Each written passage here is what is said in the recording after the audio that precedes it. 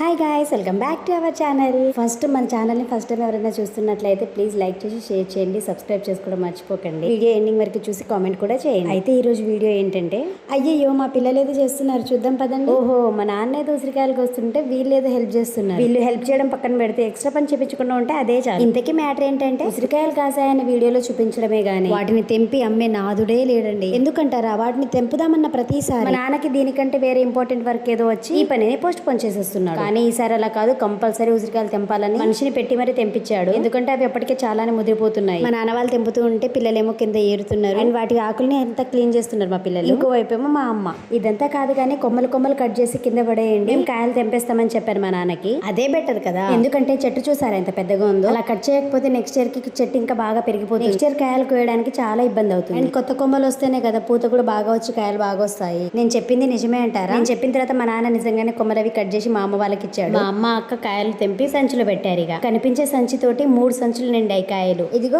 ఉడతా భక్తిగా వీళ్ళు చేసే సహాయం అది. కొమ్మలన్నీ తీసుకుపోయి చెత్తలో పడేయడం. నేనేమో వీడియోస్ తీసుకుంటూ ఉన్నాను. నేను ఎలాంటి హెల్ప్ చేయలేదు పాప. ఫైనల్లీ మా చెట్టు చూడండి ఎలా అయిపోయింది. పైన ఉన్న కొమ్మలు మాత్రమే కట్ చేసాం కదా, అందుకే అలా బోడబోడగా అయిపోయింది చెట్టంతా. ఏం కాదు, నెక్స్ట్ ఇయర్ కి మళ్ళీ నిండిపోతుంది లేండి. ప్రీవియస్ వీడియోస్ లో కొమ్మకి ఎంత గుత్తులు గుత్తులుగా ఉండే కాయలన్నీ పెట్టాను కదా, ఇప్పుడు చూడండి కొమ్మంతా ఎంత బోసిగా అయిపోయింది కదా. కట్ చేయడం అయిపోయిన తర్వాత మా నాన్న కూడా వచ్చి హెల్ప్ చేసి తర్వాత మార్కెట్ కి తీసుకెళ్లి అమ్మేశాడు మా నాన్న. ఫైనల్లీ మ్యాటర్ ఏంటంటే, ఇది ఉసిరికాయల సీజనే కాదండి. మా ఇంట్లో చెట్టుకు మాత్రం ఫుల్ ఉసిరికాయలు ఎంత ఫ్రెష్ ఉన్నాయి చూడండి. నెక్స్ట్ వీడియో కోసం వెయిట్ చేయండి. బై.